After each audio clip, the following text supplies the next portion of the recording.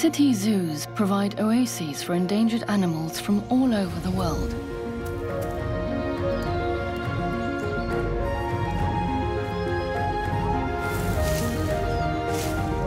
Large zoos, like arks, house a diverse concentration of animals that can't be found anywhere else. The breeding and reintroduction of endangered species is their goal.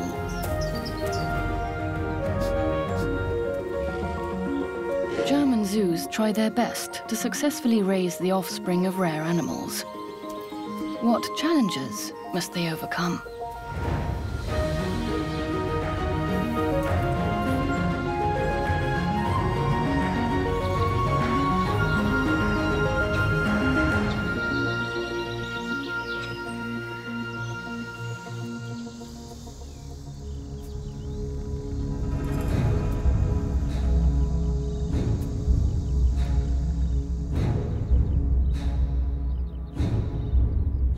Silent hunter.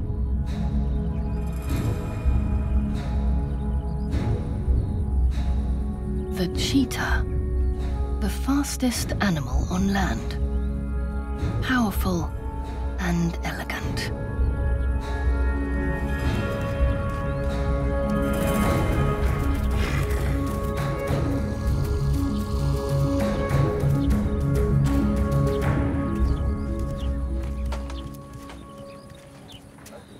These young zoo cats are 10 months old. Every smell and every sound arouses their interest.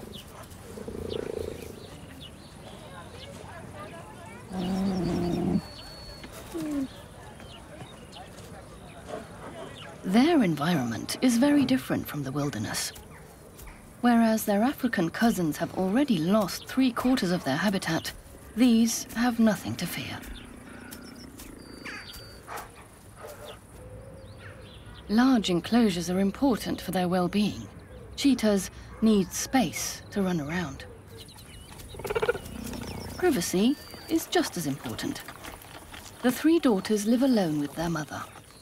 She leaves it to the adolescents to take apart the prey.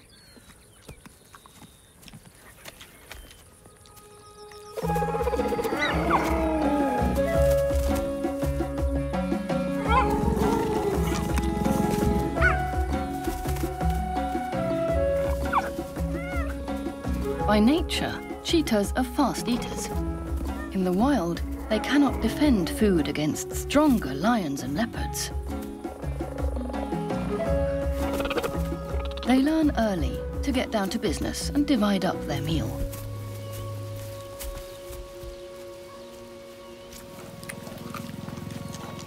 The mother makes sure everyone gets some.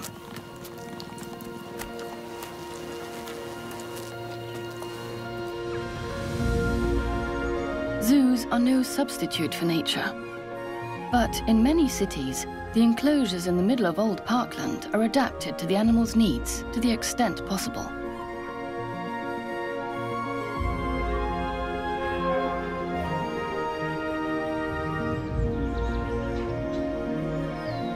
Sometimes visitors can even reach zoos by boat.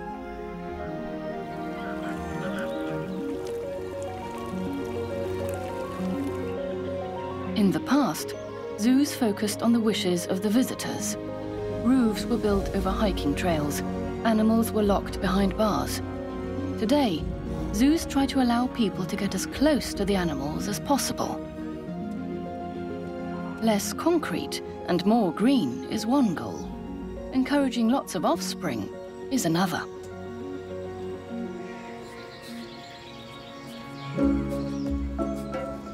This little black and white ruffed lemur is venturing outdoors for the first time. Because of the wild crows overhead, he and his siblings have had to stay indoors for quite a while. Small lemurs quickly end up as fodder for the blackbirds. The mother gives the all clear. It's almost time for their climbing lesson. On the African island of Madagascar, their wild cousins live high up in the treetops. Those who were born in cages have to learn to climb.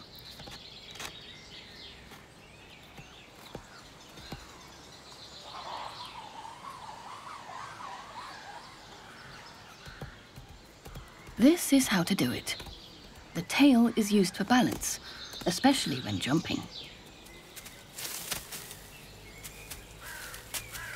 The environment outside seems ideal, doesn't it? No danger. But not everyone dares. The smallest one retreats. Time for the mother to get involved.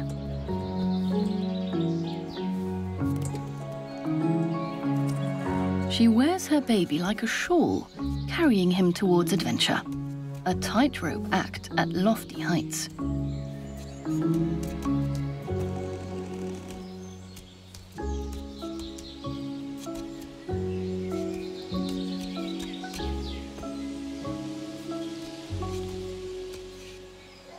Adult ruffed lemurs have no enemies here that prey on them. Unlike in nature, in the zoo they dare to walk on the ground.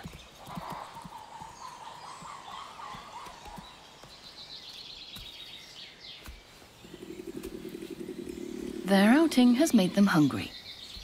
The young are suckled for 4 months and grow quickly.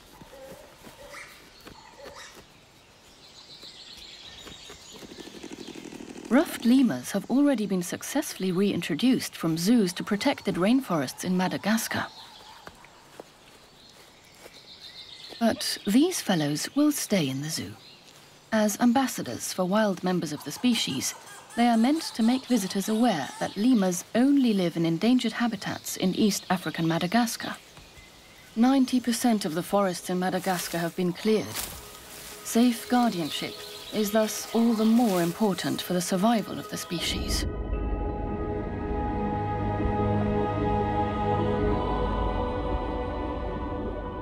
A very rare animal hides in a number of aquariums around the world. It looks like a being from another planet.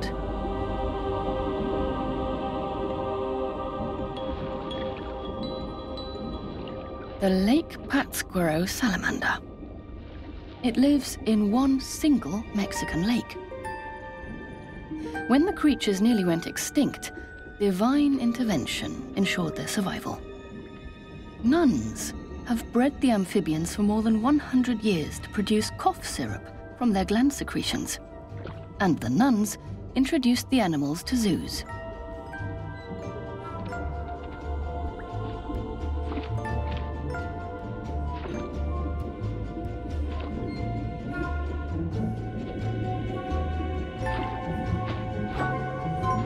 In captivity, the salamander proves to be voracious and impulsive. In the wild, they even prey on small fish and crabs by sucking them in at lightning speed.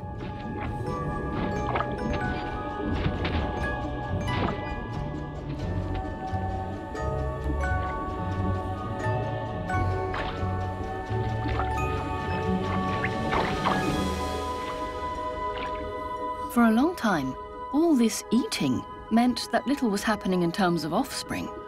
But then, to everyone's surprise, the salamanders laid eggs.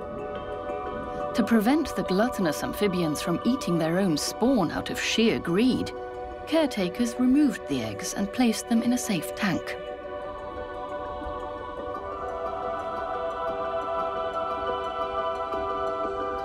A few larvae have developed from them.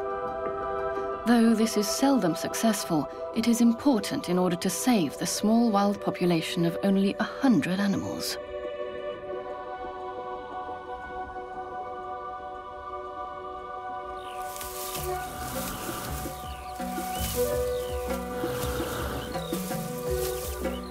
Over at the cheetah residence, the cubs are growing up well. They only keep in contact with their father next door through the fence. In the wild, he would also rarely show his face.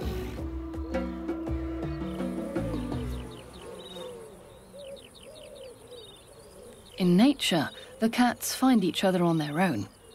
Zoos, however, have to exchange animals to make sure sparks fly. Stud books ensure that related cats don't mate.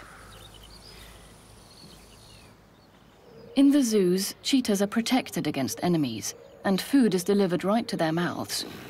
Lazing around would be so easy.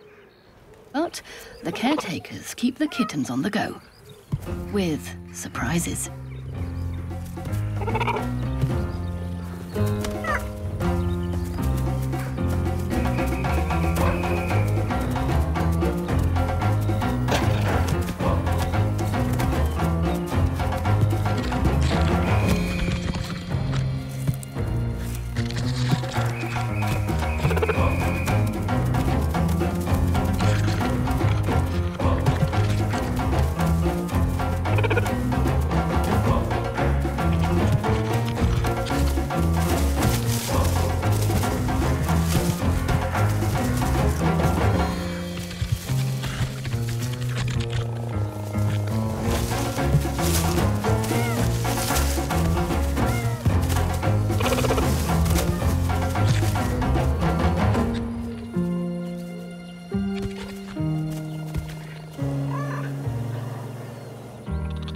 Cheetahs have excellent senses. Even in the zoo, they keep their eye on the unusual object above them, despite their playful mood.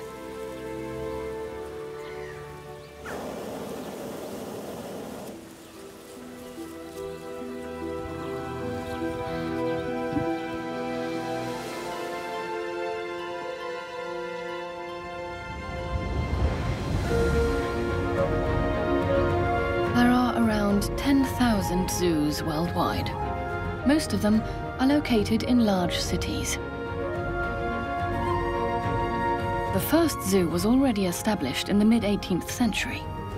Since then, the parks have continually evolved.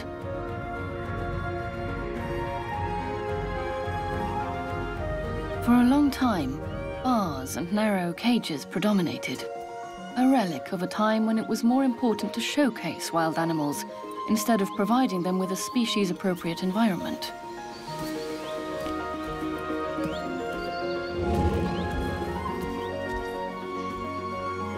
Expensive remodeling to facilitate larger and greener enclosures is taking place almost everywhere. The bars are disappearing, and animals are enjoying more space.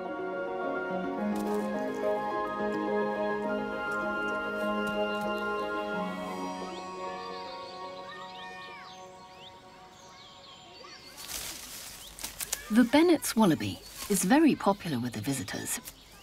Zoos often feature this Australian species. So, is it nothing special?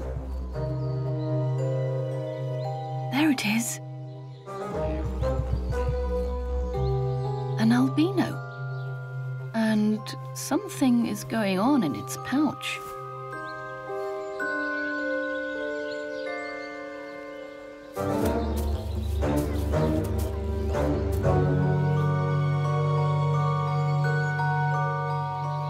A baby, in the original colour.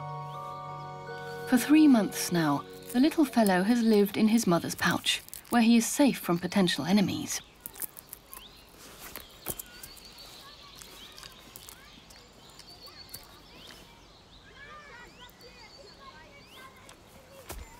It easily makes friends in the zoo because the albino mum with the brown furred baby is an attraction.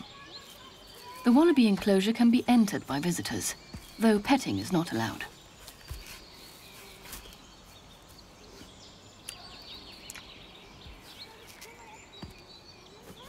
Albinos have a congenital absence of skin pigment. However, because these genes are rarely expressed, the child of a brown father is brown. A nestling in the pouch. This could hardly be easier for the caretakers.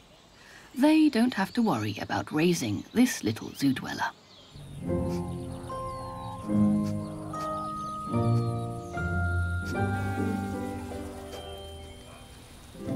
Only at the zoo can you go from Australia's animal world to Africa's in just a few steps. The meerkat group breeds 2 or 3 times a year. Only the high-ranking queen is permitted to have offspring.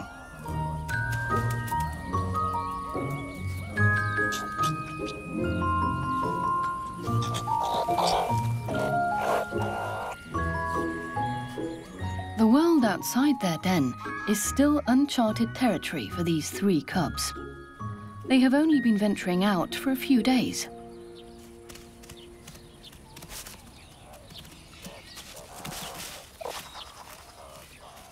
Members of the group help each other to raise the young. The young learn from the old by watching them how to catch and kill.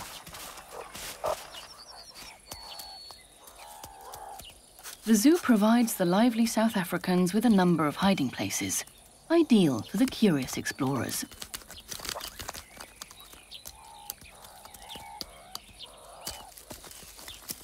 Meerkats don't live in the zoo because they're endangered. They are there because they appeal to visitors. Nature has endowed them with a great talent for comedy.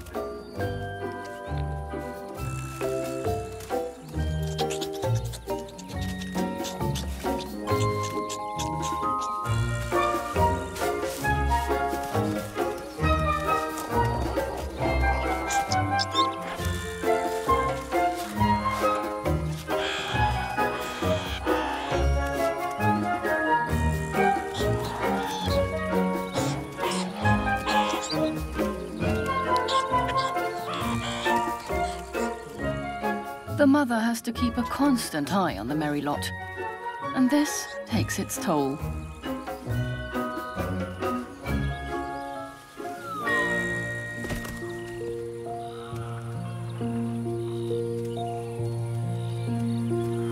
The Queen's siesta allows the little princes and princesses to take some refreshment.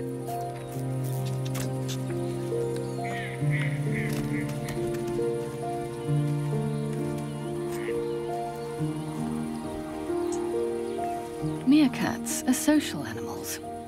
Physical contact reinforces their cohesion.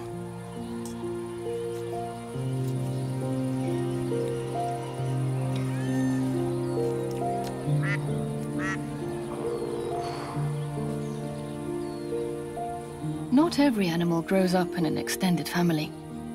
Single children run the risk of becoming homebodies.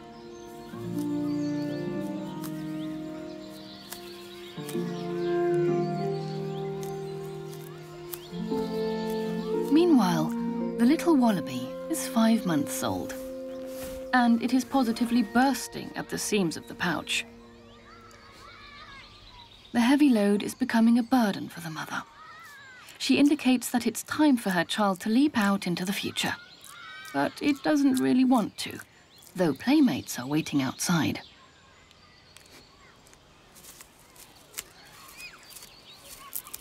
It's time for the baby to drink less milk and eat more grasses and herbs.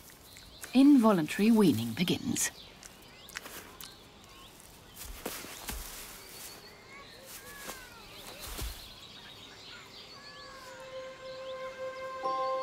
Standing on its own 2 feet seems to overwhelm the youngster.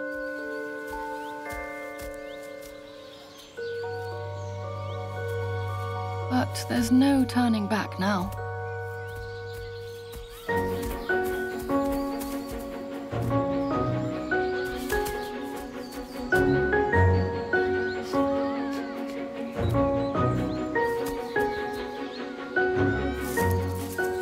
The mini hopper is now having his first experiences on his own.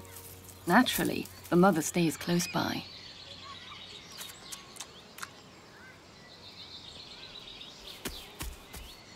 Enough for today. Back to the pouch down under. This will continue until the marsupial is 1 year old and has to move out for good.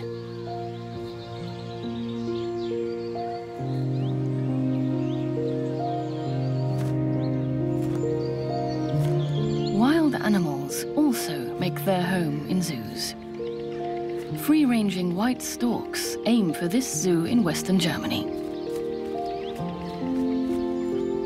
The old oaks are the destination of migratory birds that are returning from their wintering grounds in the south.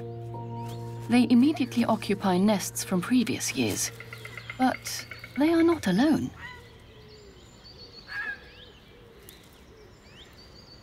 Their domicile is located in a monkey forest. 20 to 30 Barbary macaques live there in a fenced-off oak grove.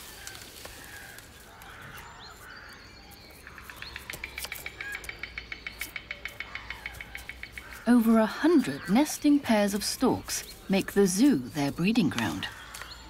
They find everything they need for their eyrie in the treetops. The Barbary macaques, which originate in North Africa, spend a lot of time on the ground, while the birds are busy with nest repairs at lofty heights. The zoo's dissimilar inhabitants rarely get in each other's way.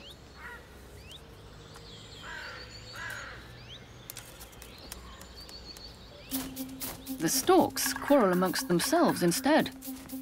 Here, the birds live unusually close to each other.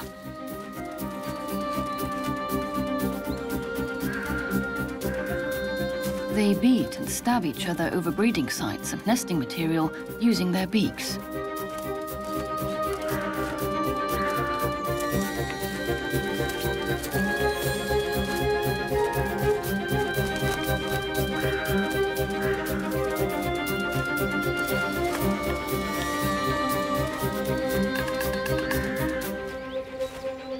At the start of the breeding season, all the nests are permanently assigned, and peace returns. The wild animals integrate into zoo life in an exemplary manner.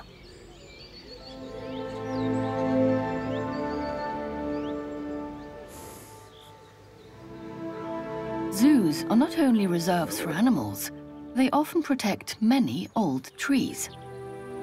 The natural vegetation protects animals from the sun and provides many hiding places.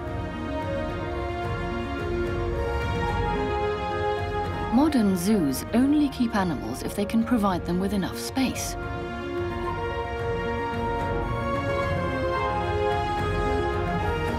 The goal is to build enclosures that emulate the animals' habitats as realistically as possible. In this way, a refuge that is otherwise found in the Ethiopian highlands can exist under European treetops.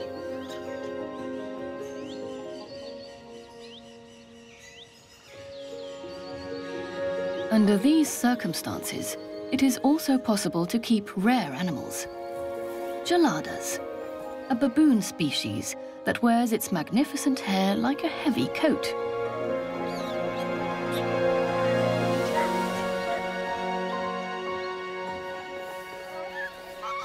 This troop, living in Western Germany, is the largest group of these primates outside Africa.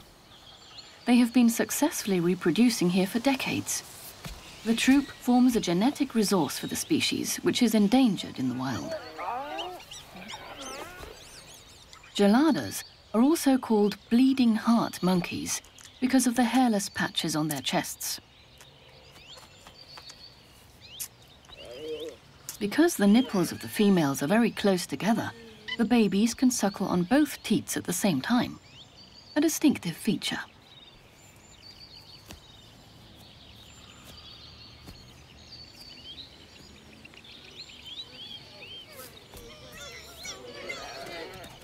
The youngsters grow up in monkey kindergartens, where they learn the rules of coexistence from each other, like in the wild.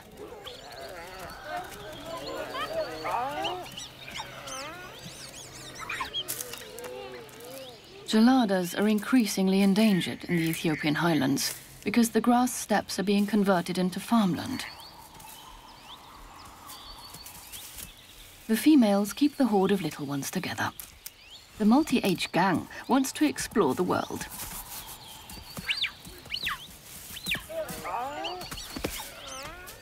There is always monkey business when geladas are involved.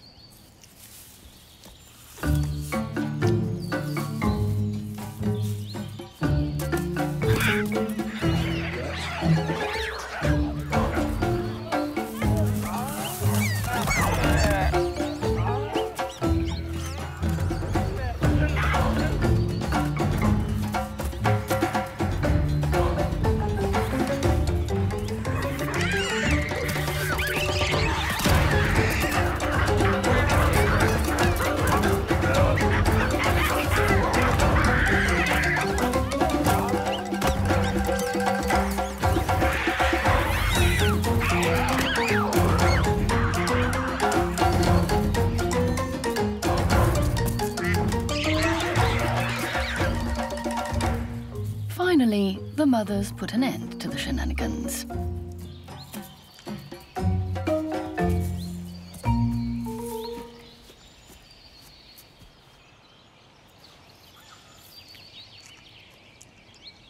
Like in nature, life in the zoo doesn't only have sunny sides. This female separates from the group to mourn her dead child. The caretakers give the mother time until she can let go by herself.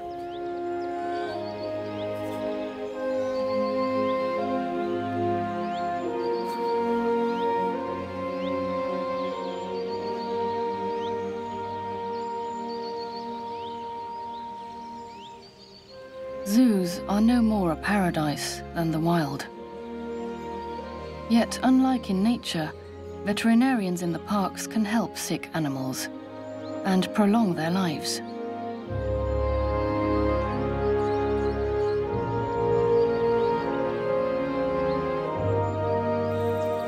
The largest ruff colony of any zoo worldwide lies in the Geladas neighborhood.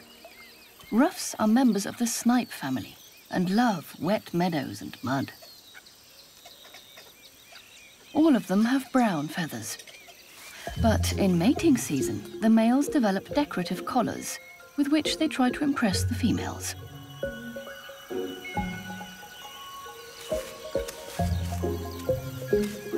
This splendid plumage is not enough on its own. The gentleman birds must do more to please the ladies. Ruffs have a peculiar strategy. Dominant males make peace with a chosen rival, a so-called satellite male. The reason will become clear later.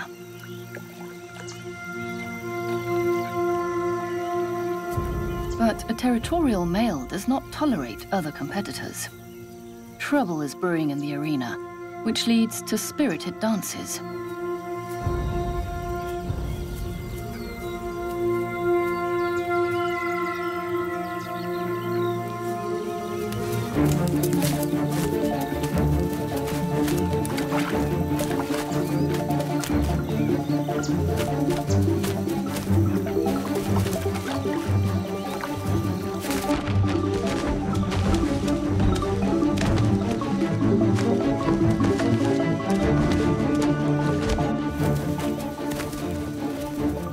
The females follow the duels with interest. Each selects one to mate with later.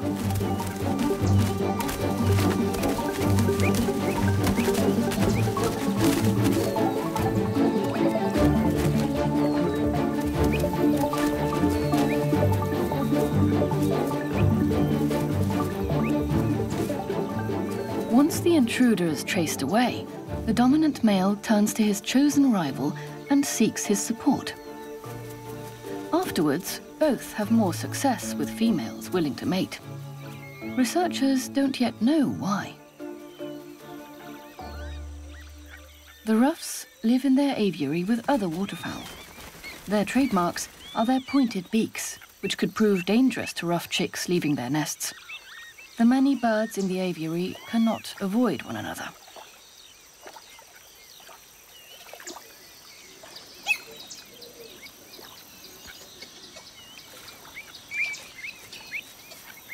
Thus, the zoo does not entrust the bird mothers with the care of their chicks.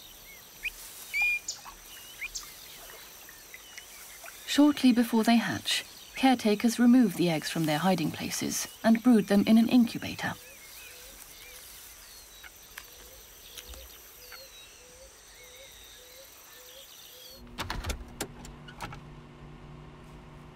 Zoos are trying to intervene in the rearing of animals as little as possible.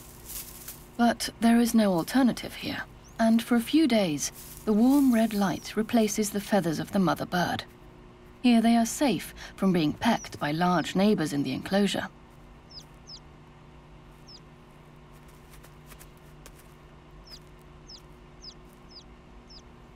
After 10 days, the chicks go in search of food in a separate enclosure set up specially as their kindergarten.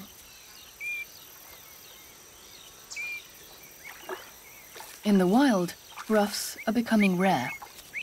Zoos provide an important refuge for this unusual bird species. When they are fully grown, they are given to other zoos that are involved in breeding the scrappy birds.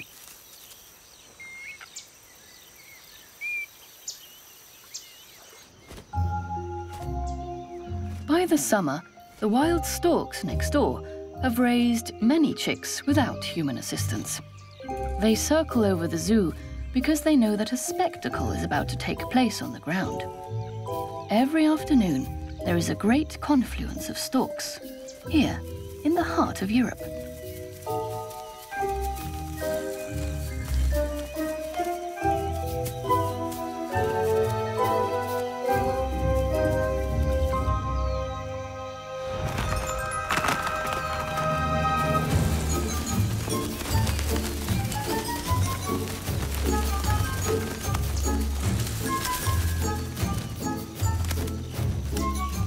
Mealtime, and the storks join in.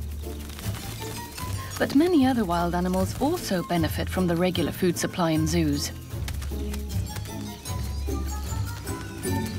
30 birds like it so much here that they stay in the zoo during winter.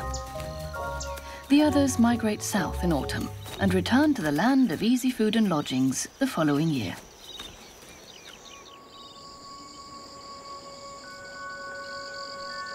There's no hustle and bustle in zoos at night. Time for intimate moments of retreat. There is something happening in the rhinoceros house.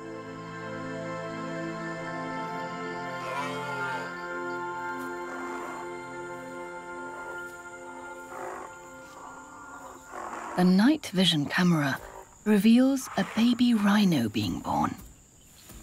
After 17 months in his mother's belly, the world welcomes a healthy male.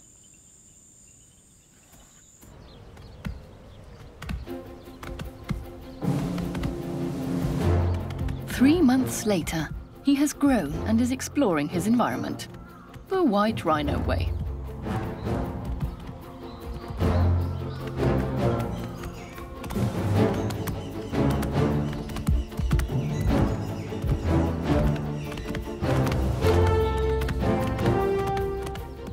Not a single blade of grass grows where the heavy creatures make their daily rounds.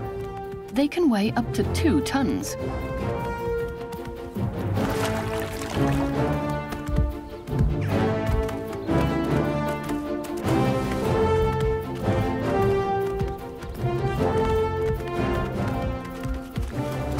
But the ground is good for cooling down, and also for getting rid of pests in a mud bath.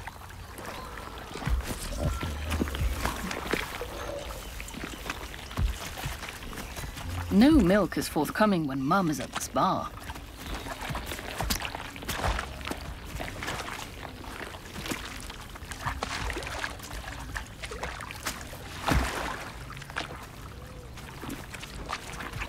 Traders were still catching wild animals for the zoos just 50 years ago.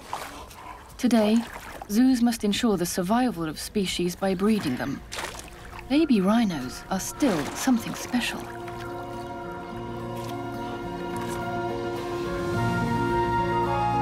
By exchanging animals and transporting them across continents, zoos ensure the greatest diversity in the genetic material of the animals they look after. This is the only way to keep populations fit for the future.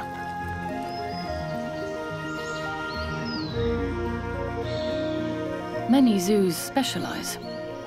For example, with its successful breeding program, the large German city of Dortmund has become the world capital of anteaters in human care.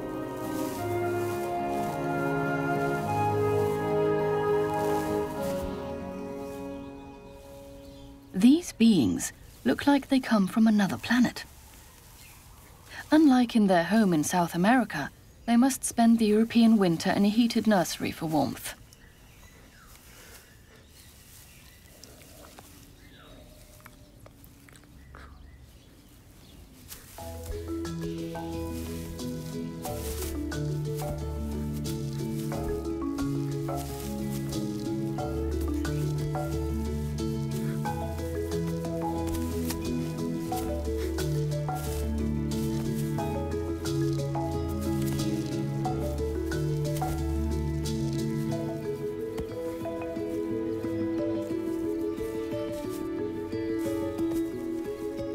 Caretakers must look after this baby 5 times a day. The mother is not providing enough milk. This is a challenge because the baby needs something to cling to as a substitute for fur. One caretaker holds it while another feeds it.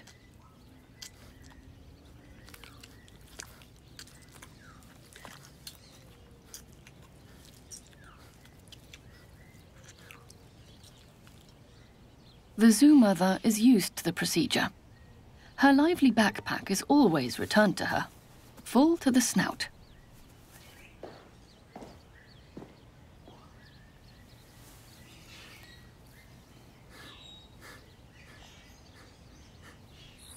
Three months later, when temperatures rise and it's as warm as in the pampas, the youngster gets to piggyback outside.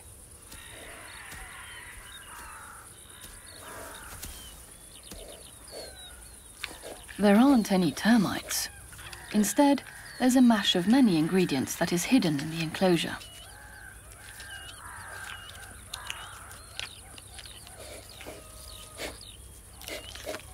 They need scratching posts to sharpen their claws too. The single mother would also use hers for protection against the child's father, who is better off staying in his own enclosure for now.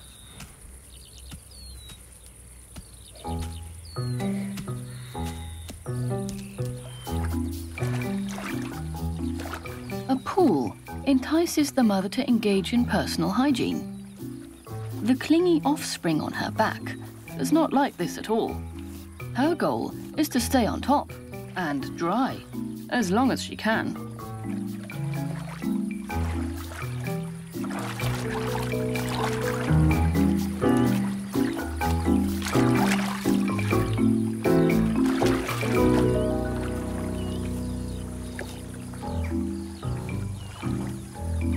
The tactic does not work.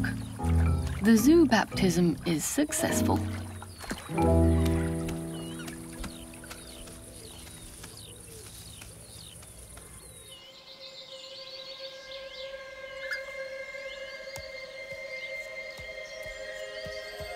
Its discoverer called it the most beautiful mammal on Earth, and it can be found high above the ground. The red panda is a teddy bear come to life with button eyes and plush fur.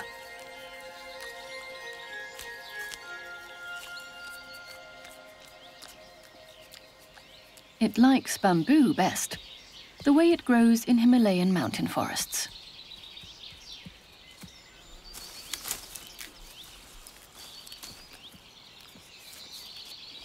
He notices that she is eating large quantities of bamboo, more than usual. There must be a reason. And here it is. Two young cubs are slumbering in this nursery. Born nearly hairless and blind, they remained well protected in the dark for a long time. 8 weeks later, they already resemble their parents. The mother must eat a lot to provide milk for the cubs.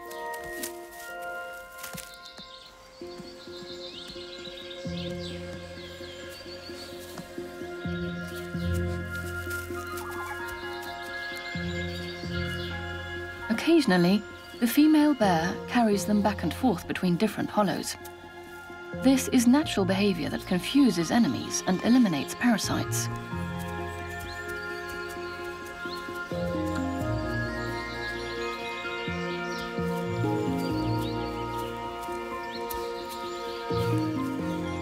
The male refrains from raising the offspring. Red pandas are solitary. The mother almost always takes care of the little ones alone.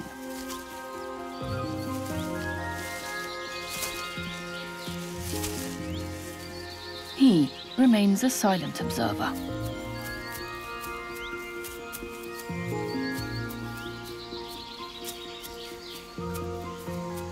After the excursion, they are back in their concrete home. For 3 months, the cubs stay almost entirely in the cave.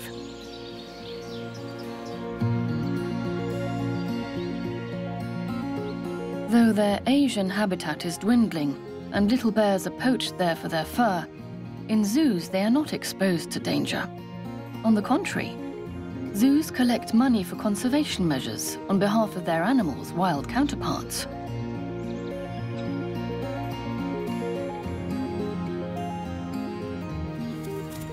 The little red pandas go on their first excursions and immediately practice climbing.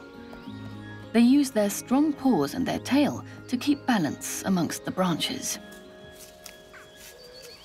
The father is tolerated. The parents get along better in the confines of the zoo than in the wild. And yet, all family members must first get used to one another.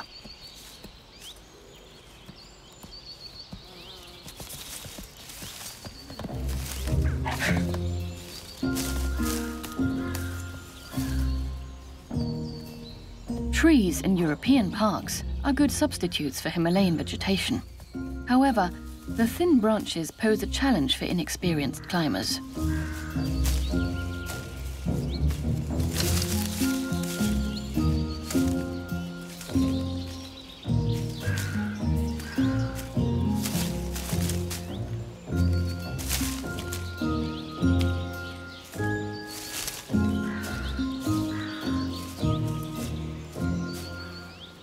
High temperatures far from home can be very hard on the mountain dwellers.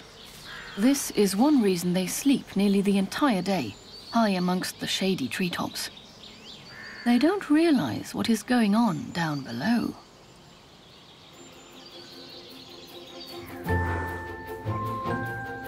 The horns of the little rhino have grown.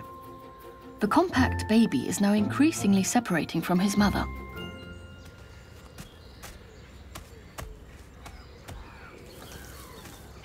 He is now more preoccupied with things in his environment, almost like in Africa.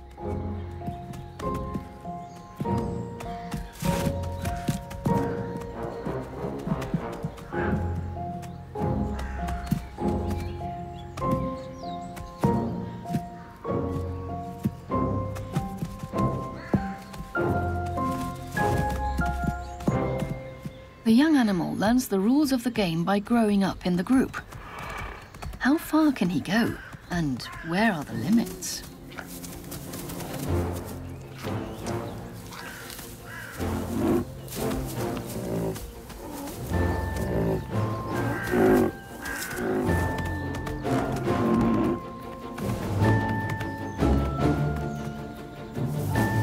The rowdy loves duels on his playground.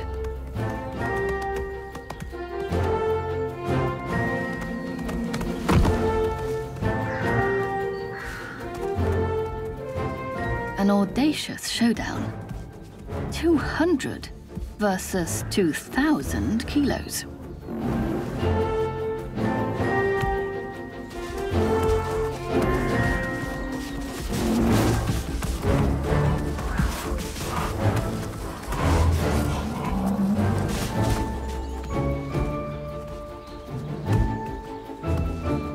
The little rascal is treated tenderly by his relatives.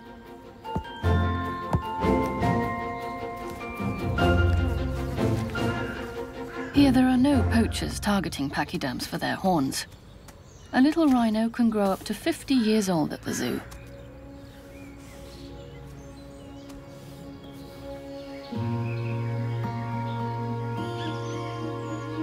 Zoos never sleep. They live according to the rhythm of their inhabitants. The cheetah has just said goodbye to her 3 adult daughters. They now live in another zoo. Now there is room for the next generation.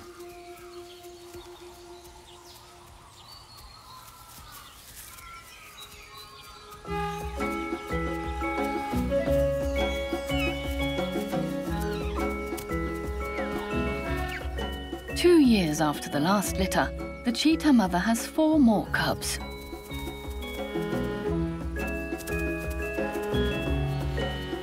They have been growing in their hiding place for 6 weeks and are now ready for adventures on the zoo savannah.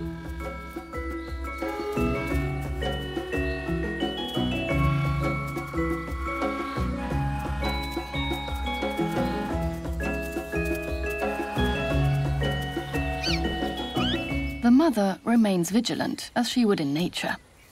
She would not be able to defend her offspring against lions, leopards, or hyenas.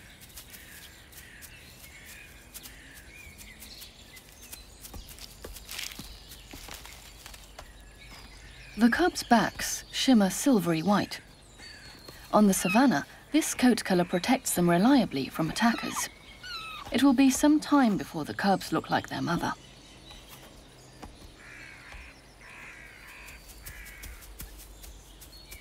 Cheetahs like to climb up on places that give them a better overview of their surroundings.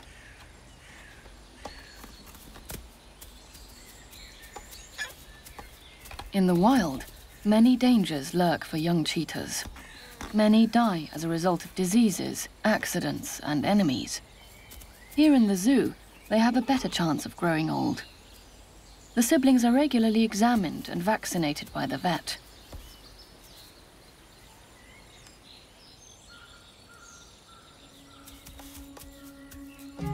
Cheetahs do not climb as well as other cats. They cannot retract their claws.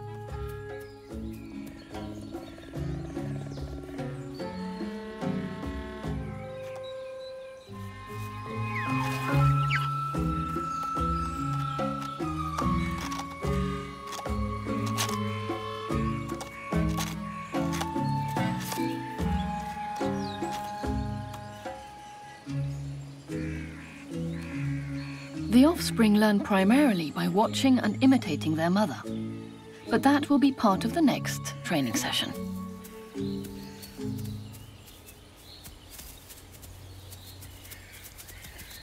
For a long time, zoos around the world had great difficulty breeding cheetahs. They are very selective when it comes to choosing partners and cohabitants. It's best for the cubs to live alone with their mother, as they would in the African wilderness.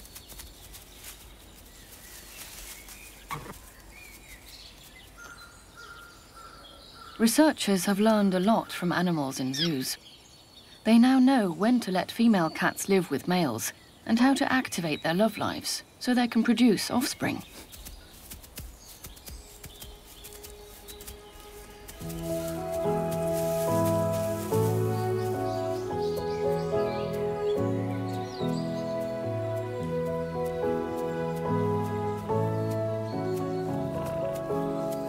Females that give birth for the first time at a young age breed better in the long run. It is also important for them to have little contact with males. This makes the occasional rendezvous all the more exciting and successful.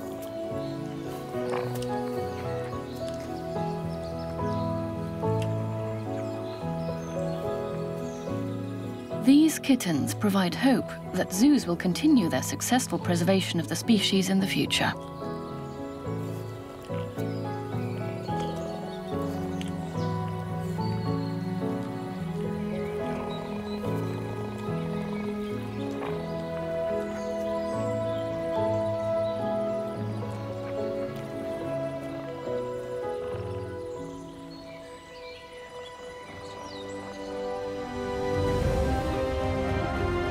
Zoos cannot save the animal world on their own, but they make a significant contribution to ensuring that some species are not lost forever.